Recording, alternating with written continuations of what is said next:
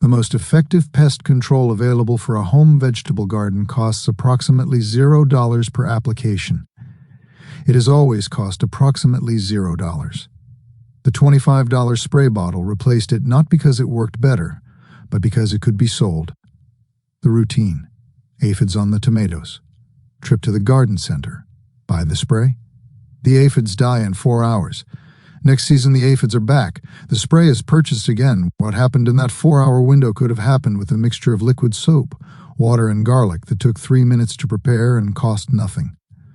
Both kill aphids on contact. One has a retail price point, one does not, which is slightly ridiculous when you actually look at what's in the bottle. The United States Agricultural Extension System published bulletins documenting soap-based insect control and pyrethrum preparations from chrysanthemum flowers throughout the 1930s and 1940s. USDA Farmers Bulletin, 1893 among them. These were the working pest management tools of the American home garden. Between 1945 and 1960, commercial synthetic pesticides replaced them, not because they worked better in a home garden, but because they could be standardized, packaged, and sold at margins homemade preparations cannot achieve. The bulletins went out of circulation. The commercial sprays went onto the shelf. Spray number 4 on this list is a preparation documented in Indian agricultural practice for over 4,000 years. It disrupts the insect life cycle at multiple stages simultaneously. It is harmless to bees when applied in the evening. University trials have consistently found it comparable to synthetic broad-spectrum insecticides. Most gardeners buy it concentrated for $15 to $20 and use it wrong. The preparation that makes it work costs $2 per treatment. Before the list, here is the one you can make in the next 3 minutes. Basic insecticidal soap spray. 1 tablespoon of pure liquid Castile soap, or plain dish soap, not antibacterial, not scented, mixed into 1 quart of water. That's it. Seriously. Spray directly onto any soft-bodied insect, aphids, whiteflies, spider mites, mealybugs. On contact, the soap disrupts the insect's outer membrane and causes rapid dehydration. No residue, no synthetic ingredients. 15 cents per quart. Apply early morning or evening. Never in midday sun. Repeat every 3 to 4 days until the infestation clears. That is the foundation. Everything else on this list is a variation, an escalation, or a specialization of the same principle, plant chemistry and mechanical disruption, assembled from the kitchen. The pest was never the problem. The invitation was, and the spray was always in the kitchen. What pest causes you the most damage every season? Aphids? Powdery mildew? Hornworms? Squash vine borers? Drop the specific pest in your state below. These first 3 sprays address the most common pest categories in any vegetable garden. All 3 use ingredients you almost certainly have right now. All 3 can be made and applied in the next 15 minutes. Number 1. Insecticidal soap spray. Kills aphids, whitefly, spider mites, mealybugs, and scale insects at the crawler stage. Every soft-bodied insect that feeds by piercing plant tissue and sucking sap. The most common damaging insect category in the American vegetable garden. Standard strength, 1 tablespoon soap in 1 quart water. Heavy infestation, 2 tablespoons, but test on a single leaf first, as the stronger mix can burn foliage in hot conditions.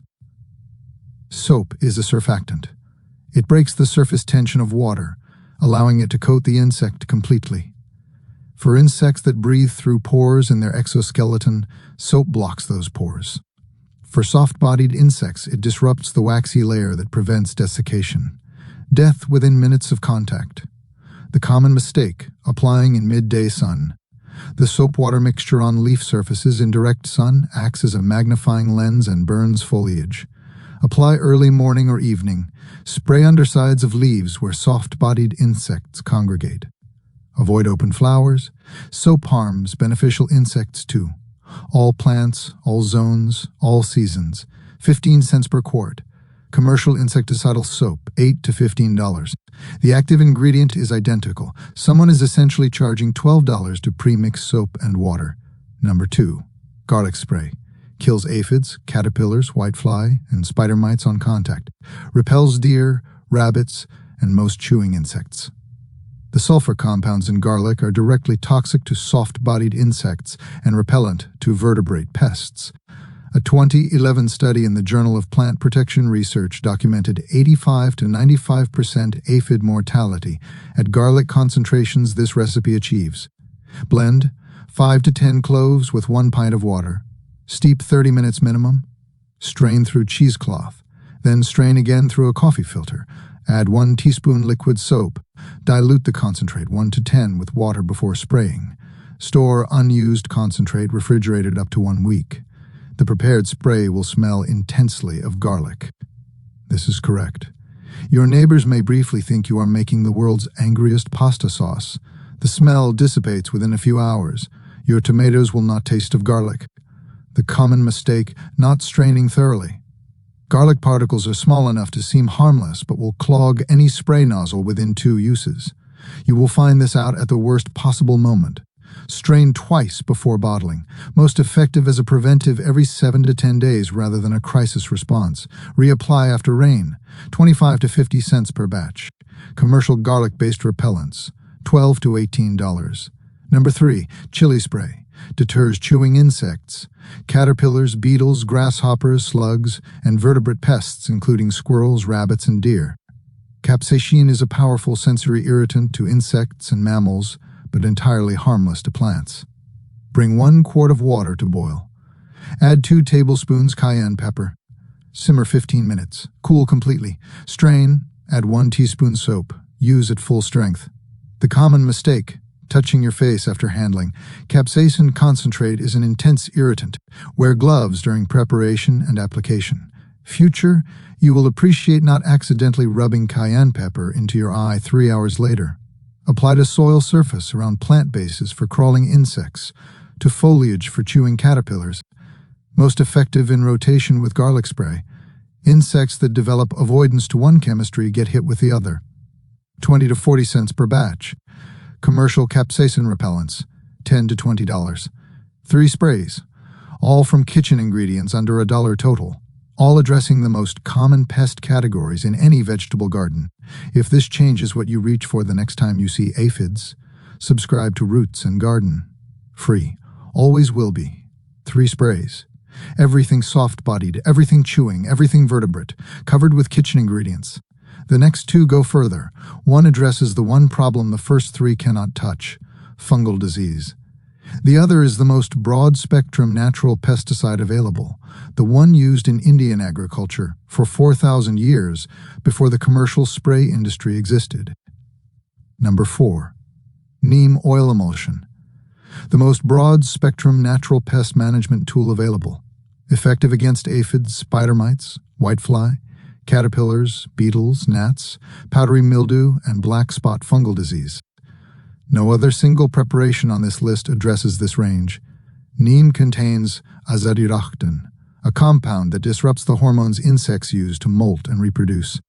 Eggs do not hatch, larvae do not pupate, adults stop feeding. The effect is not immediate death. It is disruption of the life cycle.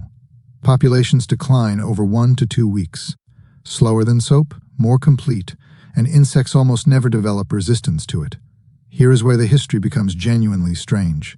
Azadirachta indica, the neem tree, is documented in Sanskrit agricultural texts from around 300 BCE. Modern science identified the active compound in 1968. The EPA registered it as a biopesticide in 1985. The plant chemistry is over 2,000 years older than the first commercial bottle. Somehow, a neon orange spray bottle with a warning label became the modern solution. Here is the preparation step that most commercial neem instructions skip. The step that determines whether neem oil works or fails. 1 teaspoon neem oil concentrate, 1 teaspoon liquid soap. Mix these 2 together first in a small container until fully combined. Then add to 1 quart of warm water. Stir until milky and homogeneous. Properly emulsified neem spray is milky white and slightly oily. It smells earthy and medicinal, the smell of pressed seeds. That smell tells you the emulsification worked. Neem oil does not dissolve in water. Without soap-first emulsification, it floats on the surface and does not disperse. Most neem application failures are exactly this failure. The emulsification step that makes it work is not on the commercial label. Mix fresh for each application. Neem emulsion degrades within hours. The common mistake, applying during the day when bees are foraging. Neem is mildly toxic to bees on direct contact. Applied at dusk and dried by morning, it presents minimal risk. Always apply neem at dusk, all zones, all vegetable crops. $2 to $3 per treatment from concentrate.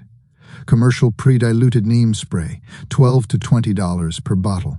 The concentrate produces 20 to 30 treatments from the same spend. Have you ever tried neem oil and had it not work? Because if the answer is yes, the reason is almost certainly the emulsification step.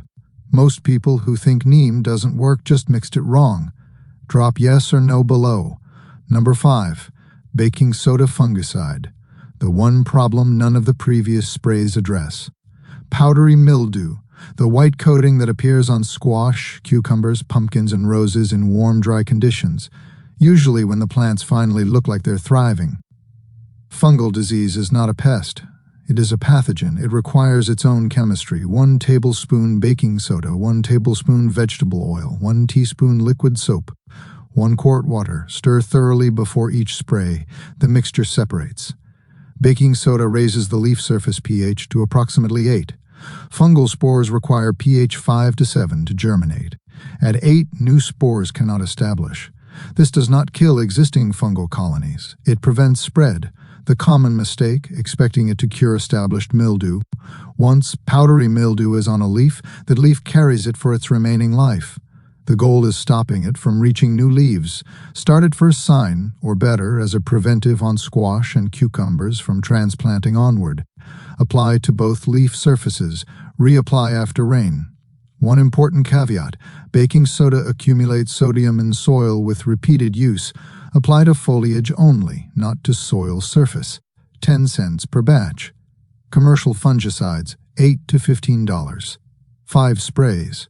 Soft-bodied insects, chewing insects, vertebrate pests, 4,000-year broad-spectrum pesticide, fungal disease, all from a kitchen and a $15 bottle of neem concentrate. Subscribe to Roots and Garden. Drop your biggest pest problem in the comments. The final 2 are the system completers. 1 is not a spray.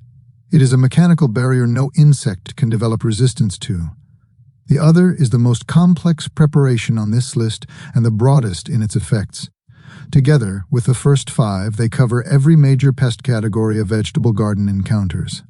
Number 6. Diatomaceous earth. Effective against any crawling insect, slug, snail, or soil-dwelling larvae that contacts the treated surface. Cutworms, squash vine borers, slugs, snails, earwigs, ants, cucumber beetles, flea beetles. The mechanism is almost elegantly simple. Diatomaceous earth is fossilized microscopic aquatic organisms. Under magnification, each particle is sharp-edged silica. When a crawling insect passes through it, the particles abrade the waxy coating on their exoskeleton. The insect loses moisture and desiccates. No chemistry, no toxicity, pure physics, which is deeply unfortunate news for slugs. No insect can develop resistance to this because resistance requires biological adaptation, and no organism can biologically adapt to not desiccating when its protective coating is physically cut. Use food grade only. Pool grade is processed differently and presents a lung hazard. Wear a dust mask when applying. Apply dry to soil surface around stems, to plant bases for borers, or dust lightly over foliage for leaf-feeding beetles. Reapply after rain. The common mistake, applying too heavily. A light visible dusting is sufficient. A heavy coat wastes material and can actually deter ground beetles, the beneficial ones that eat pest eggs. $8 to $12 for a 10-pound bag treats a 500-square-foot garden for a full season. Number 7. Fermented plant extract spray. General pest deterrence, soil biology support, mild fungicidal activity, and plant stress reduction. This is not a contact insecticide. It is a systemic plant health treatment that makes plants less vulnerable to pest attack by strengthening their own chemical defenses. Healthy plants produce volatile compounds that deter insects and attract beneficial predators. A plant under nutritional stress produces fewer of these compounds and becomes more vulnerable. Half these sprays start to look less like pest control and more like soup. And this one leans into that. It smells like it too. Fill a jar 1/3 with a mixture of garlic skins, hot pepper scraps, citrus peels, onion skins, yarrow leaves, any aromatic herb scraps from cooking. Add fresh nettles if available, 1 tablespoon molasses or brown sugar to feed fermentation. Fill with unchlorinated water. Cover with cloth, not a lid. Room temperature for 5 to 7 days. By day 5, the jar will smell sour and slightly earthy, alive in the way a healthy compost pile smells alive. The bubbling slows. The fermentation is complete. Strain completely. Dilute 1 to 20 with water. Apply as foliar spray and soil drench weekly during the growing season. This is the pest management version of the fermented kitchen fertilizer from our earlier video. Same process, different function.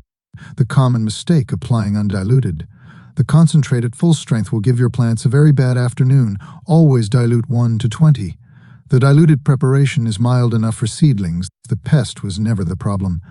The invitation was, and the spray was always in the kitchen. 7 sprays. Every pest category in your vegetable garden covered. The chemical spray shelf in your garage is optional from this point forward. Subscribe to Roots and Garden. And if you have been building the companion plant prevention system from our earlier video, this is the intervention layer that works when prevention is not enough. Both linked in the description. The seasonal spray calendar in practice. Early season, fermented extract weekly on transplants. Neem preventive every 14 days. Baking soda on squash and cucumbers from week 1. Mid-season, soap spray is needed for soft-bodied insect sightings. Neem every 7 days during peak aphid season, to reapplied after every rain. Late season, garlic spray as vertebrate deterrent as fruit ripens. Cayenne on soil surface for crawling pests. Fermented extract continued weekly through harvest. The honest limitation, these preparations require more frequent reapplication than synthetics. Rain washes off soap, garlic and D. The trade is clear. Free versus expensive. Zero residue versus persistent residue. 5 minutes of preparation versus a garden center trip.